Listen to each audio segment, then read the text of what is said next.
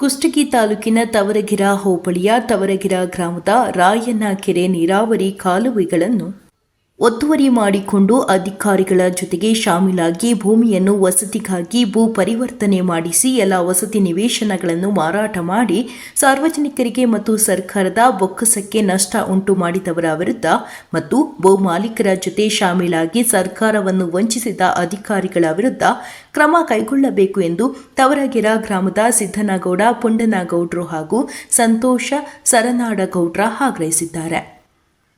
ಇಲ್ಲಿನ ಹಳೆ ಪ್ರವಾಸಿ ಮಂದಿರದಲ್ಲಿ ಸುದ್ದಿಗೋಷ್ಠಿಯನ್ನು ನಡೆಸಿ ಮಾತನಾಡಿದ ಅವರು, ಸರ್ವೆ ನಂಬರ್ 231 ಮತ್ತು 207 ಭೂಮಿಯ ಭೂ ಪರಿವರ್ತನೆ ಮಾಡಿದ ಭೂಮಿಯನ್ನು ರದ್ದುಗೊಳಿಸುವಂತೆ ಸಾಕಷ್ಟು ಸಲ ಸಂಬಂಧಿಸಿದ ಅಧಿಕಾರಿಗಳಿಗೆ ಅರ್ಜಿಯನ್ನು ಸಲ್ಲಿಸಲಾಗಿದೆ. ಆದರೆ ಇದುವರೆಗೂ ಸಂಬಂಧಿಸಿದ ಅಧಿಕಾರಿಗಳು ಭೂ ಪರಿವರ್ತನೆ ಮಾಡಿದ ಭೂಮಿಯನ್ನು ರದ್ದುಗೊಳಿಸಿಲ್ಲ. ಆದರೆ ಭೂ ಮಾಲೀಕರು ಈ ಹಿಂದೆ ನೀರಾವರಿಗಾಗಿ ರಾಯನ ಕೆರೆಯಿಂದ ರೈತರ ಜಮೀನುಗಳಿಗೆ ಹನಿ ನೀರಾವರಿ ಮೂಲಕ ನೀರು ಕೊಡಲು ಕಾಲುವೆಯನ್ನು ಸಣ್ಣ ನೀರಾವರಿ ಇಲಾಖೆ ಮೂಲಕ ಯೋಜನೆ ರೂಪಿಸಿ ರೈತರ ಹೊಲಗಳಿಗೆ ನೀರು ಹರಿಸಲು ಕಾಲುವೆಗಳನ್ನು ಮಾಡಲಾಗಿತ್ತು. ಆದರೆ ಈ ರಾಯನ ಕೆರೆ ನೀರು ಈಗ ನೀರಾವರಿ ಮಾಡಲು ಕೆರೆಯ ನೀರು ಯೋಗ್ಯವಿಲ್ಲ. ಕೆರೆಯ ಎಲ್ಲ ನೀರು ಕಲುಷಿತಗೊಂಡು ನೀರು ಮಲಿನಗೊಂಡಿದೆ. ಕೆರೆಯ ಮೂಲಕ ಕೆರೆಯ ಪಕ್ಕದ ಸರ್ವೆ ನಂಬರ್ ಹೊಲಗಳಲ್ಲಿ ಕಾಲುವೆಗಳು ಹಾದು ಹೋಗಿವೆ. ಈ ಕಾಲುವೆಗಳು ಹಾದು ಹೋಗಿರುವ ಎಲ್ಲ ಸರ್ವೆ ನಂಬರ್ಗಳ ಹೊಲಗಳ ಮಾಲೀಕರಿಗೆ ಈ ಹಿಂದೆ ಸರ್ಕಾರದಿಂದ ಪರಿಹಾರವನ್ನು ಒಂದು ಸಲ ಅಲ್ಲದೆ 2 ಬಾರಿ ಸರ್ಕಾರದಿಂದ ಪರಿಹಾರ ಪಡೆದಿದ್ದಾರೆ. ಆದರೆ ಭೂ ಮಾಲೀಕರು ಮಾತ್ರ ಎಲ್ಲ ಕಾಲುವೆಗಳನ್ನು ಮುಚ್ಚಿ ಅತಿಕ್ರಮಣ ಮಾಡಿಕೊಂಡು ತಮ್ಮ ಭೂಮಿಯನ್ನು ಭೂ ಪರಿವರ್ತನೆ ಮಾಡಿಸಿ ನಿವೇಶನಗಳನ್ನಾಗಿ ಮಾಡಿ ಎಲ್ಲ ನಿಮಿಷಗಳನ್ನು ಮಾರಿಕೊಂಡಿದ್ದಾರೆ ಮತ್ತು ಸಾರ್ವಜನಿಕರಿಗೆ ಮೋಸ ಮಾಡಿದ್ದಲ್ಲದೆ ಸರ್ಕಾರಕ್ಕೆ ವಂಚಿಸಿ ಅಧಿಕಾರಿಗಳ ಜೊತೆ ಶಾಮೀಲಾಗಿ ಭೂ ಮಾಲೀಕರು ಎಲ್ಲ ನಿವೇಶನಗಳನ್ನು ಮಾರಾಟವನ್ನು ಮಾಡಿದ್ದಾರೆ. ಆದ್ದರಿಂದ ಸಂಬಂಧಿಸಿದ ಅಧಿಕಾರಿಗಳು ಮತ್ತು ಸರ್ಕಾರ ಇದರ ಬಗ್ಗೆ ಗಮನವನ್ನು ಹರಿಸಿ ತಕ್ಷಣ ಭೂ ಪರಿವರ್ತನೆ ಮಾಡಿಸಿಕೊಂಡ ಮಾಲೀಕರ ವಿರುದ್ಧ ಹಾಗೂ ತಪ್ಪಿತಸ್ಥರ ಸರ್ಕಾರಿ ಇಲಾಖೆ ಅಧಿಕಾರಿಗಳ ವಿರುದ್ಧ ಸರ್ಕಾರ ಕಠಿಣ ಕ್ರಮ ಕೈಗೊಂಡು ಸಾರ್ವಜನಿಕರಿಗೆ ಹಾಗೂ ಸರ್ಕಾರಕ್ಕೆ ನಷ್ಟ ಉಂಟು ಮಾಡಿದ ಅನ್ಯಾಯದ ವಿರುದ್ಧ ಕ್ರಮ ಕೈಗೊಳ್ಳಬೇಕು ಎಂದು ಆಗ್ರಹಿಸಿದರು.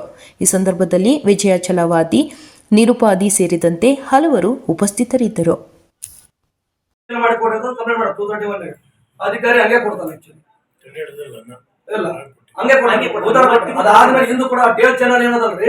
ಒಬ್ಬರು ರೈತರು ಕಲ್ಲೆಲ್ಲ ಹಾಕಿ ಮುಚ್ಚ ಪ್ರಯತ್ನ ಮೊದಲು ಮುಚ್ಚಿದ್ದು ಗೊತ್ತಿಲ್ಲ. ನಮ್ಮ ಇದೆಲ್ಲ ಕಂಪ್ಲೇಂಟ್ ಆದ್ಮೇಲೆ ಮುಚ್ಚ ಪ್ರಯತ್ನ ಮಾಡಿದ್ನ ನಾವು ರೆಡ್ ಹ್ಯಾಂಡ್ ಆಗಿ ಕೂಡ ತಗೊಂಡೋಗಿ ಕಂಪ್ಲೇಂಟ್ ಕೊಡ್ತಾರೆ.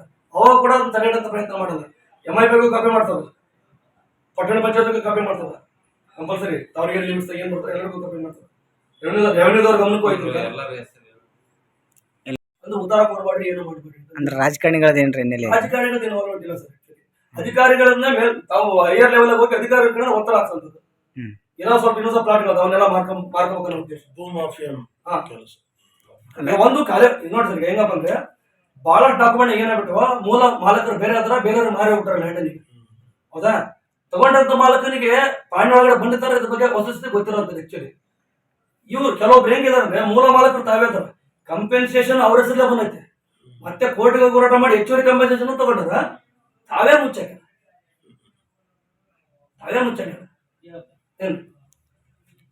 ಉದ್ದೇಶ.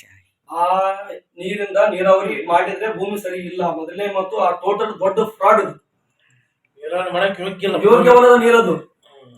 ಯೋಗ್ಯವಲ್ಲದ ನೀರನ್ನ ಗೇಟ್ ಮಾಡಿ ಖಾಲಿ ಮಾಡಿ ರೊಕ್ಕ ಎತ್ಕೊಂಡು ವಿಚಾರ ಮಾಡಿದ್ದೆ ಅವತ್ತಿನ ಮಾಫಿ ಅದು. ಅವತ್ತಿನ ಮಟ್ಟಿಗೆ 99 ಆಗಿರುತ್ತೆ ದೊಡ್ಡ ಮಾಫಿ ಅದು. ನಮ್ಮ ಹೋರಾಟ ಆ ಮಾಫಿಯಾ ವಿರುದ್ಧ ಇತ್ತು ಹೊರತು ಯಾರದೋ ವೈಯಕ್ತಿಕವಾಗಿ ವಿರುದ್ಧ ಇದ್ದಿಲ್ಲ. ಯಾಕಂದ್ರೆ ಇಲ್ಲಿ ಸರಿ ಸುಮಾರು ಏನಪ್ಪಾ ಅಂದ್ರೆ ಒಂದು 3-4 ಸಾವಿರ ಮೇಜರ್ ಸರ್ವೆ ಬರ್ತಾವ. ಒಂದು 18-20 ಜನ ಫಲಾನುಭವಿ, 19 ಜನ ಫಲಾನುಭವಿಗಳು. ಅಷ್ಟೋ ಜನ ಕಂಪೆನ್ಸೇಷನ್ ತಗೊಂಡಾರ.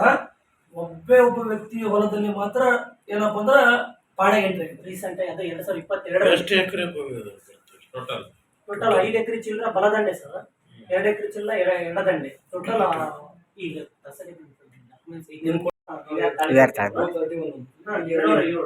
ಮತ್ತೆ 231.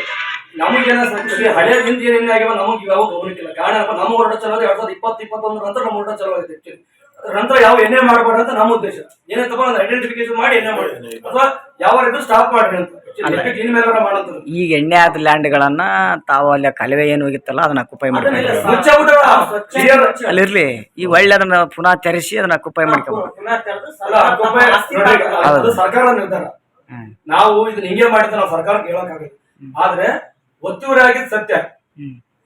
ಕಾಲೇವು ಸರ್ಕಾರದ ಆಸ್ತಿ, ಅದು ಸರ್ಕಾರ ಕಂಪ್ಲೇಂಟ್ ಮಾಡೋ ಸರ್ಕಾರದ ಆಸ್ತಿ. ಅದು ಸರ್ಕಾರ ಅದನ್ನು ವಾಪಸ್ ಸ್ವಾಧೀನಪಡಿಸಿಕೊಳ್ಳುತ್ತೋ ಅಥವಾ ಅದಕ್ಕೆ ಏನಾರು ಫೈನ್ ಮಾಡಿ ಏನಪ್ಪ ಅಕ್ರಮ ಸಕ್ರಮ ಮಾಡಕ್ ಕೊಡುತ್ತೋ ಏನ್ ಮಾಡ್ತೋ ಸರ್ಕಾರ ಕೊಟ್ಟರೆ ವಿಚಾರ. ನಾವು ಇದನ್ನ ಹಿಂಗೆ ಮಾಡಿ ಒತ್ತುವರಿ ಆಗದ ನೀವು ವಾಪಸ್ ತಗೊಳ್ರಿ ಅಂತ ಹೇಳ್ಬೋದು. ಬೇರೆ ಕಡೆ ಏನಾಗ್ಬಿಟ್ಟ ಸರ್, ಈಗ ಆಲ್ರೆಡಿ ಈ DC ಲೆವೆಲ್ ಇದಾಗ್ಬಿಟ್ಟ ಸರ್. ಏನ್ sir, NA town planning KCP ಎಲ್ಲ ಆಗ್ಬಿಟ್ಟ ಸರ್. ಈಗ ಅಂದ್ರೆ ಈಗ ವಾಪಸ್ ಲೆವೆಲ್ ಉಲ್ಟಾ ಬರಂಗಿಲ್ಲ. ಯಾಕಂದ್ರೆ DC ಆರ್ಡರ್ ಆಗೈತೆ, ಯಾವ್ದೇ ಲ್ಯಾಂಡ್ ಯಾರಿಗೆ ಹ್ಯಾಂಡ್ ಮಾಡ್ಕೊಡ್ಬೋದು, ಏನಾಗತ್ತಲ್ಲ. ಇಲ್ಲಿ ಕೆಲವೊಂದು ಲ್ಯಾಂಡ್ಗಳನ್ನ ಏನಾಗೈತೆ, ಒಂದ್ ಲ್ಯಾಂಡ್ 231 ಒಳಗಡೆ ಇನ್ನೂ ಅವರು ಎಣ್ಣೆ ಅಷ್ಟೇ ಆಗಿತ್ತು. ಡೆವಲಪ್ಮೆಂಟ್ ಟೈಮಲ್ಲಿ ಕಾಲುವೆ ಇತ್ತು. ಪಟ್ಟಣ ಪಂಚಾಯತ್ ಅಧಿಕಾರಿಗೆ ಖುದ್ದಾಗಿ ಮತ್ತೆ ಅದನ್ನ ನಾವು ಕಂಪ್ಲೇಂಟ್ ಕೊಟ್ಟು ಮಾಡಿದ ಮೇಲೂ ಕೂಡ ಅಧಿಕಾರಿ ಮನಸ್ಸಿಗೆ ಹೇಳಿದ್ರು ಸರ್. ಮತ್ತೆ ರಿಮೈಂಡ್ ಮಾಡೋದು. ಆಕ್ಚುಲಿ ಈ ಏನ್ ರಾಯನ ಕೆರೆ ಏನಂತಂದ್ರೆ ರಾಯನ ಕೆರೆಯಿಂದನೇ ತಾವರಿಗೆರೆ ನೀರು, ರಾಯನ ಕೆರೆ ತಾವರಿಗೆರೆ. ಆ ರಾಯನ ಕೆರೆಯ ನೀರು ನಿಲ್ಸಕ್ ನಾವು ಪ್ರಯತ್ನ ಪಟ್ಟಾಗ ರಾಯನ ಹೆಸರು ಹೇಳಿಕೊಂಡು ಯಾರ್ಯಾರು ದುಡ್ಡು ತಿಂದಾರ ಅನ್ನೋದು ಗೊತ್ತಾದ್ರೆ ನಮ್ಮ ಊಟ ಪ್ರಾರಂಭ ಆಗಿತ್ತು. ದುರುಪಯೋಗ, ಇಲ್ಲಿ ಸರ್ಕಾರದ ಹಣ ದುರುಪಯೋಗ ಆಗಿತ್ತು. ಆಕ್ಚುಲಿ ಏನು ಸರ್ಕಾರದ ಹಣ ದುರುಪಯೋಗ ಆಗೈತೆ. ದುರುಪಯೋಗ ಆದ್ಮೇಲೆ ಕಂಪೆನ್ಸೇಷನ್ ತಗೊಂಡು ಕೂಡ ಭೂ ಮಾಲೀಕರು ಕೂಡ ಅದನ್ನ ದುಡ್ಡು ತಗೊಳೋದಾದ್ರೆ ಮತ್ತೆ ಸರ್ಕಾರದ ಕಡೆ 2 ಸರಿ ಮಾಡಿದ್ದಾರೆ ಸರ್. ಒಂದೊಂದ್ಸರಿ ಅಲ್ಲ, ಅಧಿಕಾರಿಗಳು ಶಾಮೀಲ್ ಐತಿಲ್ಲ. ಶಾಮೀಲಾದ ಎಲ್ಲಾ ಅಧಿಕಾರಿಗಳು ಮತ್ತು ಯಾರ್ಯಾರು ಅದನ್ನ ಮುಚ್ಚಿದ್ಕೊಂಡು ಉದ್ದೇಶಪೂರ್ವವಾಗಿ ಮುಚ್ಚಾಕಿ ಏನು ಯಾರು ಮಾಡಿದ್ರ ಅವ್ರ ಮೇಲೆ ಸೂಕ್ತ ಕ್ರಮ ಆಗ್ಬೇಕು. ಭೂಮಾಲೀಕರ ಮೇಲೂ ಕ್ರಮ ಆಗ್ಬೇಕು. ಅಂದ್ರೆ ತಗೊಂಡಿರಂತ ಪ್ಲಾಟ್ ಓನರ್ಗಳಿಗೆ ಅದ್ರ ಸತ್ಯಾಸತ್ಯತೆ ಗೊತ್ತಿರಂಗಿಲ್ಲ. ಯಾವ್ದೋ 10 ವರ್ಷ 15 ವರ್ಷದಿಂದ ಆಗಿರ್ತದೆ. ಈಗ 99 2025 20 ಏನೇ ಆಯ್ತು ಅವ್ರು ಇವ್ರದ್ದು 207 2011 ಆಗಿತ್ತು. 11-12 ಇದು ರೀಸೆಂಟ್ ಆಗಿ 231 ಮೊನ್ನೆ 12 ಆಗಿತ್ತು. 20 ಈಗಿಂದ ಚಲೋ ಮಾಡಿದ್ರು. 20 ಅಲ್ಲಿಂದನೇ ಸ್ಟಾರ್ಟ್ ಮಾಡಿದ್ರು. ಈಗ ಇಲ್ಲಿ ಬಂದಾಗ ಅದನ್ನ ಡಾಕ್ಯುಮೆಂಟ್ ನೋಡ್ತಾರೆ. 4 ಎಕರೆ ಎಣ್ಣೆ ಆಗೈತೆ, 9 ಎಕರೆ ಮ್ಯಾಪ್ ಕೊಟ್ರ ಪಂಚಾಯತಿ.